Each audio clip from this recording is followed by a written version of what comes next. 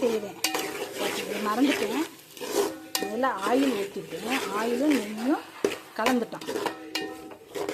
அப்புறம் பெரிய வெங்காயத்தை போட்டு ரொம்ப நேரம் நல்லா செவக்க பொடி நிறமாக வர்ற மாதிரி வறுத்துட்டேன்.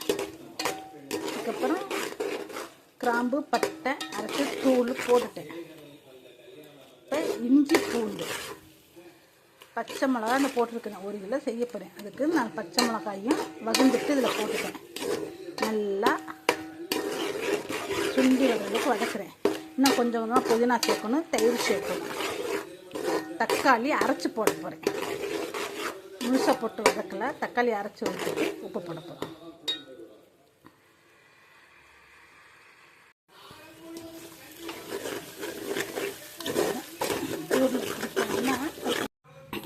எடுத்துருக்கிறேன். தூள் பண்ணி தான் போட போகிறேன்.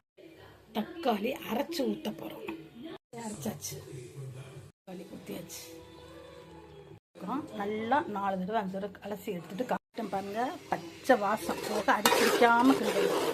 சிக்கன் பிரியாணி எவ்வளோக்களவு நம்ம நல்லா செய்யணுமோ ருசி கொடுக்க செய்யலாம். மிளகாய்த்தூள்,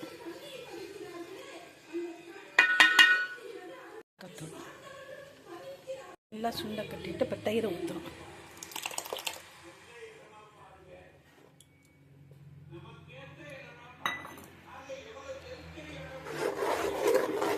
தயிரை ஊற்றி நல்லா சிம்மில் வச்சு தூரில் பிடிக்காமல் திரியாக வர மாதிரி கிண்டணும். ஜீரக சம்பா நம்ம புதரிசி இல்லாமல் நடுத்தரமான அரிசி தான் பிரியாணி நல்லாயிருக்கும்.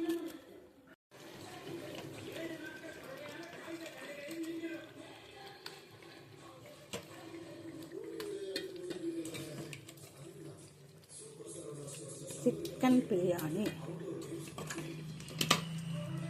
குக்கர்லாம் போடுறதில்ல, இப்படி தான் போட்டு செய்ய போகிறோம். பிரியாணியே செய்ய வராது. ஏன்னா செட்டிநாடு நாங்கள் கறிக்குழம்பு அந்த மாதிரி ஐட்டம் தான் செய்வோம். பிரியாணி செஞ்சால் எங்கள் பசங்கள்லாம் வெளியூரில் ஹோட்டல்லே சாப்பிட்டு வரனால அந்த மாதிரி வல்லமான்னு சொல்லுவாங்க. ஏதோ என்றைக்கோ வருஷத்தில் ஒரு நாள் செஞ்சால் அந்த மாதிரி சொல்லிட்டு சாப்பிட்ருவாங்க. இன்றைக்கி மல்லு கட்டி நான் பொறுமையாக இன்றைக்கி செய்கிறேன். பாருங்கள், யோசித்து எப்படி செஞ்சால் நல்லாயிருக்குன்னு வித்தியாசமாக செய்கிறேன். பாருங்கள், இந்த சோறு வடிச்சிட்டேன்.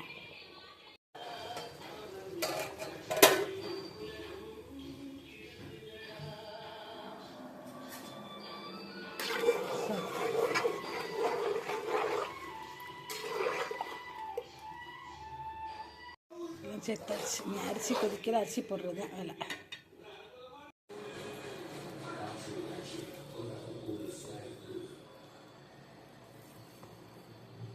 பிரியாணி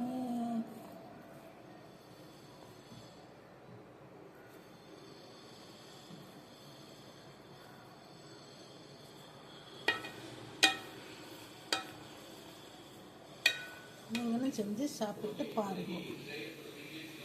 கலரிங்லாம் போடலை.